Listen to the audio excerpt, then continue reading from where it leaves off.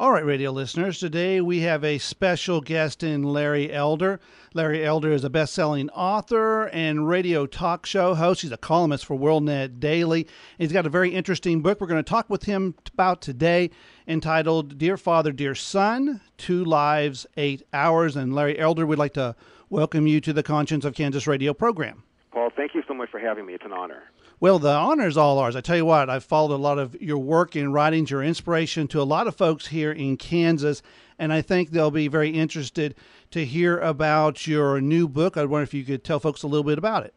Sure. The reason I wrote Dear Father, Dear Son is that I had an awful relationship with my father. I call my dad a junkyard dog dad. I'm sure you've heard the term tiger mom. This is a guy who was a former Marine, rough, tough guy, and I mistook his demeanor, his gruffness, his bad temper for lack of love. And so my 2 brothers and I couldn't stand the SOB. I had a huge fight with him when I was 15. We did not speak for 10 years. And the book is about the 8-hour conversation that we finally had when I sat down for a conversation that I thought, Paul, would last 10 minutes. Instead, it lasted 8 hours. And during that period of time, this man morphed from this SOB, gruff, tough guy who I just couldn't stand to this kind, caring, sensitive human being whom I completely misunderstood. So the book really is a 247-page apology to a man who was always there. He was always in my life. I just did not understand him. And until we sat down and had the conversation, and I realized why my dad wasn't quite like Ward Cleaver, I didn't realize that he really loved me all along. And that's why I wrote the book. I'm hoping that people who have difficult relationships with their fathers, and many of us do, will recognize that he gave us life, that if we don't resolve our feeling towards him, we're going to have a problem down the road, whether you're a boy, whether you're a girl. There's nothing you can do when he's dead. The worst that can happen is you can find out that he doesn't love you. The best that can happen is he might very well have grown and matured, and he might now want to connect with you. The other reason I wrote the book is that 75% of black kids today are born outside of wedlock. About 50% of Hispanic kids are. 25% of white kids are. What do you do when you have no role model in the house? Who gives you your morals? Who gives you your guidance? And in my case, in my book, as I pointed out, my father did not know who his biological father was. He was kicked out of the house when he was 13 years old by his then irresponsible mother. My dad left home at 13 years old, black man in the Jim Crow South during the middle of the Great Depression. And still, my Republican dad believed hard work wins. You get out of life what you put into it, and no matter how good you are, bad things are going to happen. And how you respond to those bad things will tell your mother and me whether or not we raised a man. Whenever you told me that, by the way, Paul, I would say, not too much pressure, Dad. But the point is that fathers are indispensable. Boys and girls need them. And It's not about the presence of a gun in the house that's a problem. It's the absence of a father in the house. I tell a story in the book about a pastor who was a prison chaplain who wanted to improve the morale of the penitentiary. So he went to a greeting card company and got hundreds of greeting cards free for Mother's Day, went to the prison, gave them to the men, they happily filled them out, and it did improve prison morale. So the chaplain thought he would do the same thing again for Father's Day. He got 500 Father's Day cards, went back to the prison. Not one inmate, Paul, wanted to send one to his dad. Not one. Now, what did that tell you?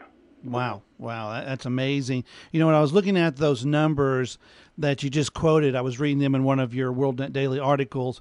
It's amazing how those numbers of single-parent families have just gone up, skyrocketed when we look in African-American communities. Mm-hmm. I mean, you can't go much higher. You can't go much higher. And one of the things I try and do when I tell people about this, especially to minority audiences, because you have to be careful that you're not perceived as blaming the enemy, blaming the victim. And if you're white, you're considered to be racist to say some of the stuff I say. If you're black, you're an Uncle Tom. So I quote sources that they might be able to relate to. Tupac Shakur, the late rapper, there was a documentary that came out called Resurrection shortly after he died. And he is quoted as saying, white people like hearing me say stuff like this, so I don't like saying it out loud. But if I had a father in my life, I know for a fact I would have been more confident, I would have been more disciplined. One of the few so-called black leaders, Paul, who deigned to come on one of my show is Kwesi Mfume, the former head of the NAACP, a guy who had 4 or 5 kids with 4 or 5 different women before he turned his life around. And he did turn his life around. And I said to him, Mr. Mfume, as between the presence of white racism or the absence of black fathers, which poses the bigger threat to the black community? Without missing a beat, he said the absence of black fathers. There's a director named John Singleton. He did 2 movies. One was called Boys in the Hood in 1991. Mm-hmm. The other was called Baby Boy. And they were entertaining films. Most people who saw them completely missed the point. Singleton is from the same area I'm from, Paul, South Central, and the first movie, Boys in Hood, was about a school called Crenshaw, where I went. And let me tell you something. The number of children having children has skyrocketed over the last several years. And in Boys in the Hood, he followed two families. One was Cuba Gooding Jr., who had a father who was actively involved in his life, played by Lawrence Fishburne. The other was Ice Cube, who had no father involved in his life. The fortunes of the first turned out much better than the fortunes of the second. And if that's too subtle for you, the second movie that he did, Baby Boy, was about sexual predatory behavior on the part of young black men. And in the film, several of them had 2 or 3 girls pregnant at the same time. So the people in the hood, the people on the streets, the people in Chicago, New York, Detroit, Newark, Philadelphia, which has now been called Philadelphia by local journalists with a straight face, Philadelphia, they know what's going on, even if Obama does not. Yeah. Well, Larry, I was reading on this book and I was trying to put myself in your shoes, which is an impossible thing to do. But I was thinking about how hard it would be for me if I was writing your book and it was my life and I was recounting it. Was it difficult to tell your story, to go and to lay all this sensitive, heart, wrenching parts of your life out there for everybody to see? I know why you're doing it, but was it hard for you to do it? I'm asked that a lot, Paul, and I appreciate the question. And the answer is no. It was the easiest book I've ever written. Remember, I reconciled with my dad when I was 25 years old. My dad died when I was 59. So we had years and years and years to put all that stuff behind us. In fact, the hard part was remembering how I felt during those days when my dad was whipping me with his belt, because I had so changed my attitude towards him. I was trying to put myself back in the mindset of a kid 5, 6, 7 years old. That was the harder part. The other reason it was easy, Paul, is when you write analytical books like I do about economics, about politics, you have to have your facts right, get your charts right, your data, your sources. Yeah. This is recollection. This is what happened. So therefore, there's no fact-checking. So it's relatively easy. It was again a love letter to a man that I had completely misunderstood, and so it was an act of love, and it came out very easily. Easiest thing I've ever written. Let me ask you another question. You talked about having this reconciliation at 25. A lot of young men that don't have fathers in the home or have really strained relationships, they fall by the wayside. They get arrested, they get in prison, they get killed. How did you survive to the age 25? Well, again, my dad was never AWOL. My dad was just ornery, and I took that for him sort of being emotionally AWOL. But my dad always came home. He always busted his butt. He worked 2 full-time jobs as a janitor. He cooked for a family on the weekend and went to night school 3 nights a week to get his GED because, as I mentioned, he got kicked out of the house and school when he was 13 years old. So my father worked his butt off. There was always a image of somebody who got up in the morning, whether he liked it or not, and went to work and came home, even though he knew that it was hard. So I always had that positive role model in my life. A lot of people don't have that, so I was quite fortunate. And don't think that I'm not aware of that. I am aware that I'm quite fortunate.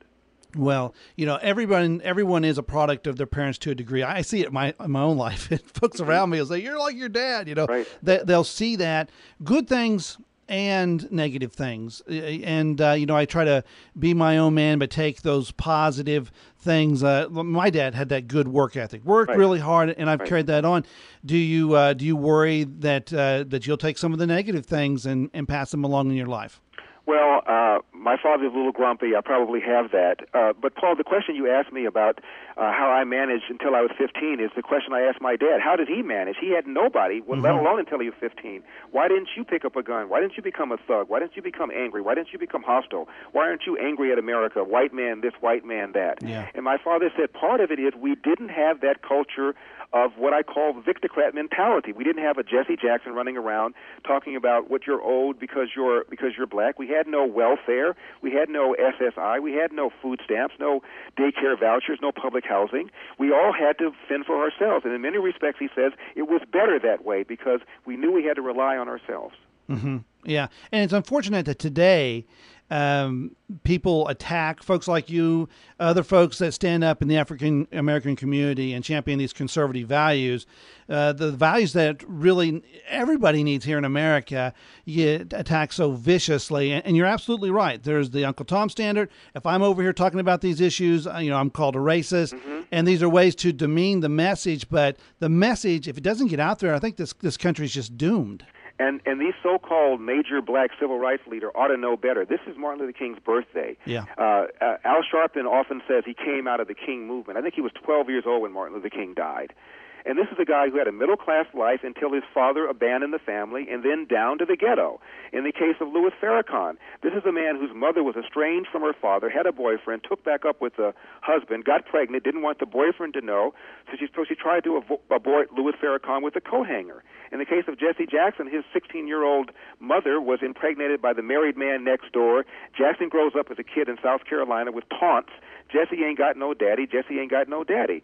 So if anybody ought to know about the pain and the damage done when you have an absent father or a bad dad, it's Farrakhan, Sharpton, and Jackson. Instead, it's white man this, white man that.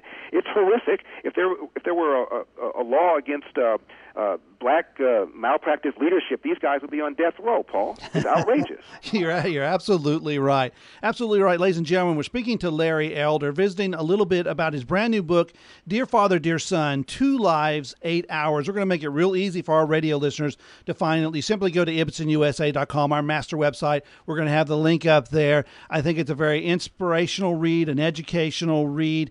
And Larry, as always, you've been an inspiration to me. I have read so many of your pieces and have really been inspired by your fortitude to stand up for conservative values. What are you hoping will be the outcome of your book?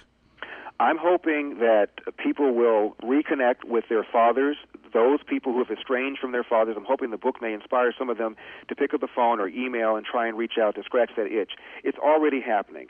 And I'm hoping people will begin to rethink some of the welfare state policies that the left has been pushing for the last 50 years, with, by the way, the best of intentions. When Lyndon Johnson launched the war on poverty, he wasn't trying to destroy nuclear families. That's been the end result, but he did it with the best of intentions. I think people need to rethink that. And if we want prosperity, we need to put money in the pockets of the American people. One of the things in Dear Father, Dear Son I talk about, Paul, is a conversation my dad and I had, why my dad's a Republican. He said, I never got a job from a poor person. Yeah, well, and that is so accurate. And ladies and gentlemen, again, been speaking with Larry Elder. You need to check out this book, Dear Father, Dear Son, 2 Lives, 8 Hours. And Larry Elder, we want to thank you for taking time out of your busy day to speak to the folks here on the Conscience of Kansas radio program. Paul, anytime. Thank you, sir. Bye-bye now.